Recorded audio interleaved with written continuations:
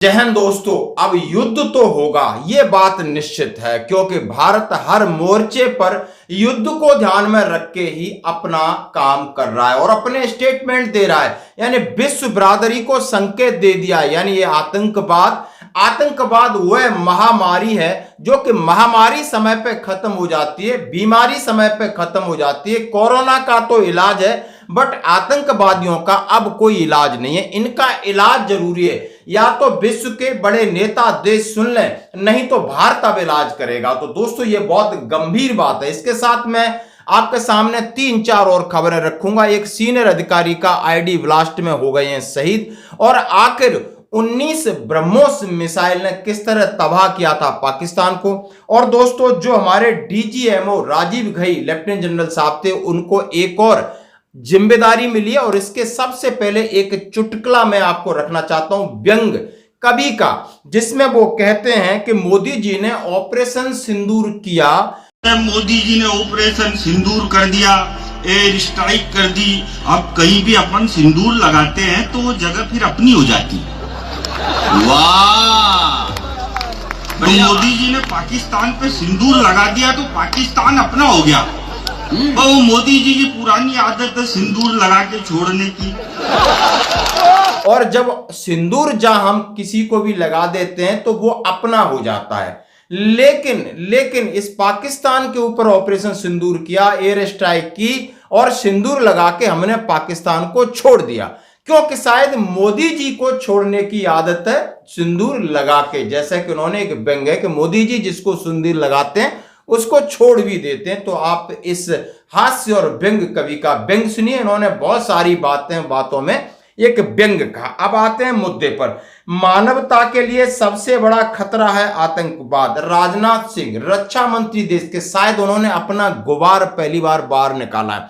उन्होंने अपना गुस्सा जाहिर किया है, क्योंकि आप समझ सकते हो कि हमारा एक संसदीय जो डेलीगेशन था पूरे विश्व में इस बात को कहने में कामयाब रहा कि ये विश्व शांति के लिए खतरा है, भारत के लिए खतरा तो है, भारत इनको झेल रहा है, लेकिन वो खुद परेशान है, आप भी परेशान रहोगे। और ये अतीत में ऐसा हो चुका है। उन्होंने कहा आज आतंकवाद पूरी दुनिया के सामने सबसे बड़ी चुनौती बनकर उभरा है। यह मानवता, शांति और सह अस्तित्व, विकास और लोकतंत्र जैसे मूल्यों का शत्रु है। यह एक ऐसी कट्टर सोच का परिणाम है जो सिर्फ विनाश, भय और नफरत को जन्म देता है। इतिहास गवाह है कि आतंकवाद हर दृष्टि से विध्वंसक है। यह भ्रम है कि कोई इसको स्वतंत्रता सेनानी कहता है। इनको फ्रीडम फाइटर्स कहा जाता है, जैसा कि पाकिस्तान जो इनके संगठन है, मुजाहिदीन है, लश्कर ए तैयबा है, ये कश्मीर के फ्रीडम फाइटर्स हैं। ये बहुत बड़ी भूल है।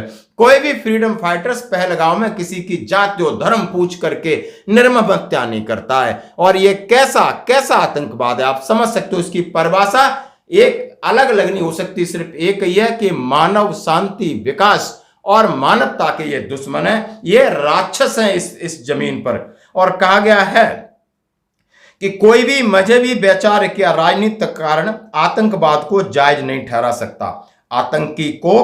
आतंकी कोख से क्रांति नहीं, सिर्फ घृणा, बर्बादी, हताशा जन्म देती है। कोई मानवीय उद्देश्य कभी भी खून खराबे और हिंसा से हासिल नहीं किया गया है। उन्होंने बड़ी बात कही। प्राकृतिक आपदाएं, महामारियां समय के साथ समाप्त हो गई, लेकिन आतंकवाद ऐसी महामारी है जो अपने आप खत्म नहीं होगी।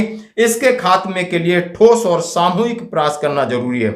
जब तक इसका अस्तित्व रहेगा यह विश्व शांति को नुकसान पहुंचाता रहेगा। भारत ने कहा है आतंक की लड़ाई के पूरी दुनिया के सामने मिसाल है और हमने जीरो टॉलरेंस के साथ अब वो सहना छोड़ दिया है। उन्होंने कहा है जब भी इस तरीके के कुकर्म होंगे तो हम घुस करके मारेंगे, हिचकेंगे नहीं। हम उन्हें समाप्त करने से हिचकेंगे नहीं।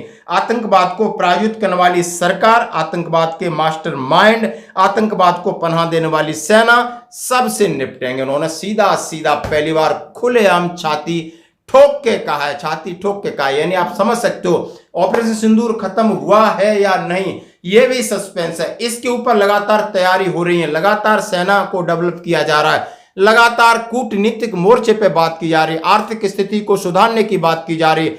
और आप समझ सकते हो कि बहुत सारी डिमांड्स। उन्होंने कहा है कि जीरो टॉलरेंस, जिसमें 2016 में हमने सर्जिकल स्ट्राइक, 2019 में बालाकोट एयर स्ट्राइक, 2025 में ऑपरेशन सिंदूर यह नई संकल्पबद्धता का प्रमाण है। अब हम यह भेद भी नहीं करेंगे कि आतंकी राज्य प्रायोजित हैं या किसी संगठन से हैं। उन्होंने कहा है कि ये मानवता के बड़े शत्रु। हाँ जी दोस्तों, और उन्होंने कहा है भारत ने जल सिंधु स्थगित किया, उनके साथ व्यापार स्थगित किया। उन्होंने कहा है कि हम अपने आर्थिक मोर्चे पर अपना काम करेंगे और जाकर विश्व को कहा कि आप इन्हें पैसे दे रहे हो, शर्म करो। उन्होंने कहा है कि बेल आउट पैकेज आप इनको दे रहे हो और ये आपका पैसा कहां लगा रहे हैं? आतंकवादियों के लिए लगा रहे हैं। ये विश्व को समझना होगा, ये विश्व को नसीहत दी।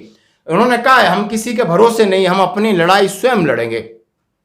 तो दोस्तों कूटनीतिक तेज हो गई, हर चीज की तैयारी कस के जा रहा है। और जैसा कि बहुत सारे सीनियर अधिकारी कह चुके हैं कि ऑपरेशन सिंदूर अभी जारी है, यानी बहुत बड़ी चीजें कभी भी हो सकती हैं और इसके लिए सब लोग मेंटली तैयार हैं। आपका क्या कहना है इसके ऊपर जरूर कमेंट्स करें। देखा कि हमारे रक्षा मंत्री जी ने बड़े जज्बे के साथ पहली बार ये लेख लिखा है कि मानवता के लिए सबसे बड़ा खतरा आतंकवाद।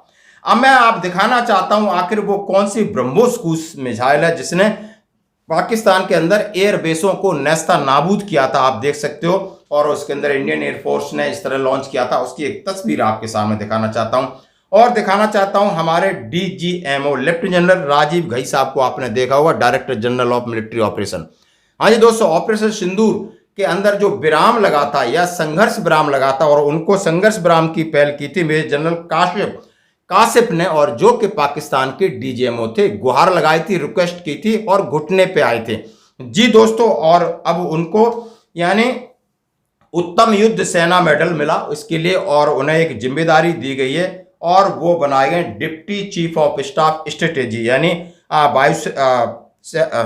उप सेना प्रमुख, यानी रणनीति के लिए उप सेना प्रमुख का उन्हें दर्जा मिला है। और दोस्तों बड़े दुख की बात है कि इधर ASP आकाश राव ID ब्लास्ट में खत्म हुए, यानी इनको कहा या तो सुधर जाओ और नहीं तो आपको ऊपर जाना होगा। डेडलाइन है 31 मार्च 2026, यानी यह नक्सलवादियों के लिए। जैसा आप समझ सकते हो नक्सल एरिया है बस्तर, और वहां पर फिर उन्होंने ID ब्लास्ट करके एक पुलिस अधिकारी जो CRPF के बड़े अधिकारी हैं आकाश राव, वो शहीद हो गए। और इनका भी माइंड सेट आप समझ सकते हो, इनको कहा आप सरेंडर हो जाओ, सुधर जाओ। 31 मार्च 2026 लास्ट डेट है आपके सुधर जाने के लिए, नहीं तो आपको ऊपर जाना ही होगा। तो दोस्तों ये थी आज की खबरें, बनी रही हमारे साथ। धन्यवाद।